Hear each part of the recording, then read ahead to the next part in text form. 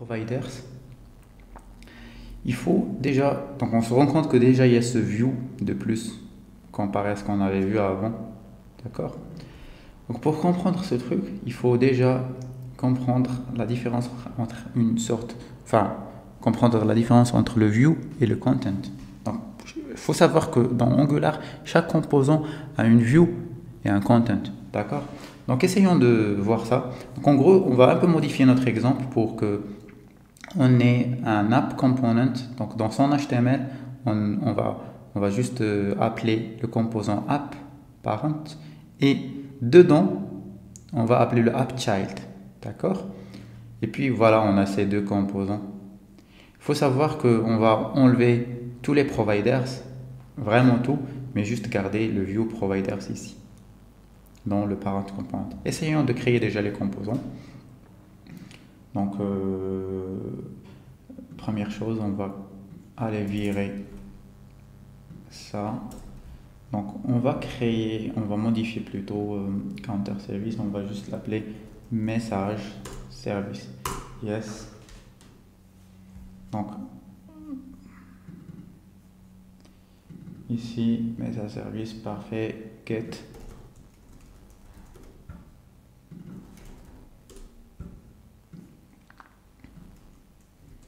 Message from. Comme ça, ouais, parfait. Cool, voilà. Get message, ouais. Voilà, parfait. Donc, puis après, on va prendre par exemple ça, on va l'appeler parent. Et dans le parent, on va juste dire que c'est parent component. Ok, parent component. Et puis on va prendre celui-là aussi, on va l'appeler parent. Comme ça. Cool. Donc, on va juste modifier ça, parent. Ici, parent. Bon. Ouais, parfait. Bon, gardons ici pour l'instant providers. Cool. Donc, on va virer ça, on n'en a pas vraiment besoin. Cool, cool. Parfait. Je pense qu'on est bon. Et puis ici, on va modifier ça pour child. Mais bien évidemment, il faut qu'il ait son propre HTML. Ok? Donc ici, on va juste... non, on va pas appeler providers ici. On va l'appeler child, puis virer... Enfin, message service. Et puis on va juste... ouais, on va créer quand même une variable si vous voulez. String. Donc, le message, on va juste l'afficher quoi. Donc 10.message.get, parfait.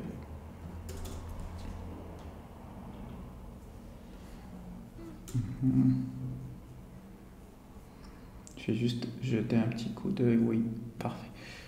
Donc ici le child, on va juste l'appeler child. Ça on peut virer. Bien évidemment, il ne faut pas oublier de modifier ici, comme on avait dit, app parent, app child. Cool. Donc vous voyez, on a le parent component, mais le app child n'est pas affiché. Donc on va utiliser ce qu'on appelle la projection. La projection, pour pouvoir afficher ça, donc il faut aller dans le app component, dans le parent component, pardon, et juste utiliser, bon, on va faire un saut de ligne, to be done, on va juste utiliser le ng content. Ok. Donc ici, on va aussi afficher le message.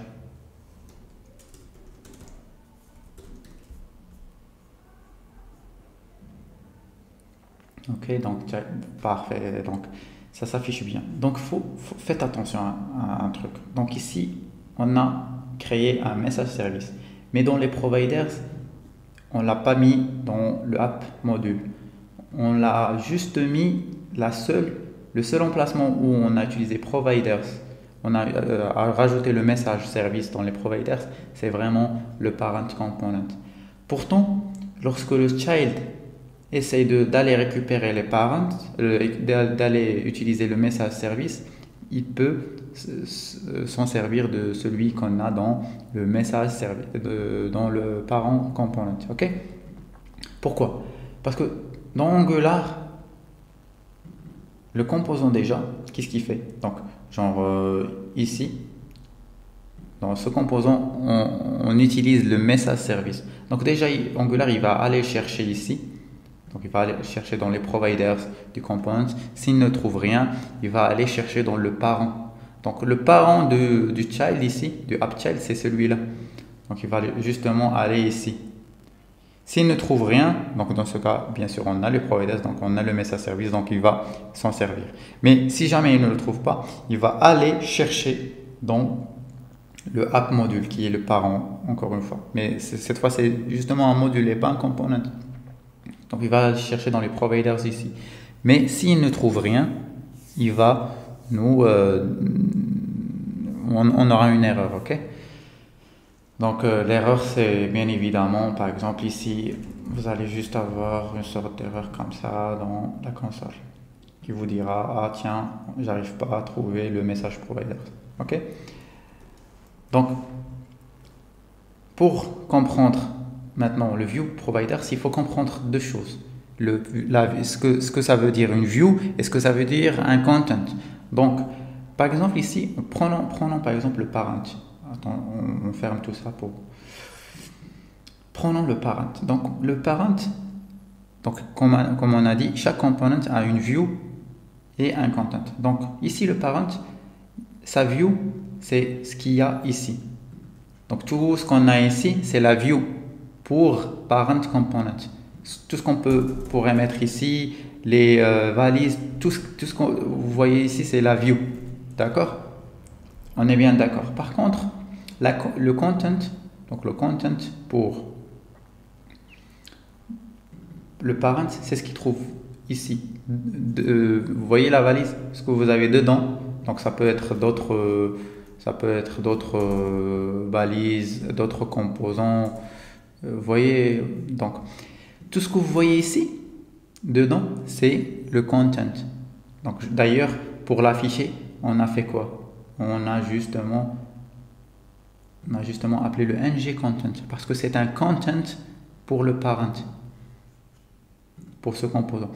Donc, essayons de virer ça. Donc, lorsque vous dites view providers, c'est que vous voulez que le message service soit présent que dans la view. Donc, en gros, qu'il soit présent juste pour ce composant ici. On peut s'en servir ici, dans le parent.component.html. On peut s'en servir parce que c'est justement une view. Par contre, ici, le child, c'est quoi? C'est justement un content pour le parent. Et donc, si vous utilisez le message service, normalement, vous allez avoir une erreur parce que le message service est accessible juste dans la view et non pas dans le content. Et ce composant, comme on a dit, il s'agit d'une content pour le app parent. Donc vous allez justement avoir un problème. Vous voyez, vous allez avoir un problème. Donc faites attention à ça également. Pour que ça fonctionne, il faut utiliser providers. Mais dans certains cas, il se peut que vous ayez envie que ça soit accessible juste dans la vue. Donc utilisez view providers dans ce cas. Mais sinon, utilisez providers pour que ça fonctionne. Donc par exemple, dans ce cas, il faut utiliser providers pour que ça fonctionne. Sinon, vous allez avoir des problèmes. Voilà, j'espère que vous avez un peu vu la différence entre view providers et providers. Il faut juste comprendre ce que c'est une view ou une view et un content pour un composant. Donc chaque composant a une view, donc c'est vraiment l'HTML. ce qu'il y a dans l'HTML, et le content, ce que vous pouvez mettre dans la balise, comme ici, comme ici. Donc ce que vous mettez dans la balise, ok? Ça c'est un content. Donc faites attention, view provider, ça veut dire que ce service est accessible que dans la view et non pas dans le content. Voilà, j'espère que ça a été clair. Et essayons de continuer avec ça dans les prochaines sections.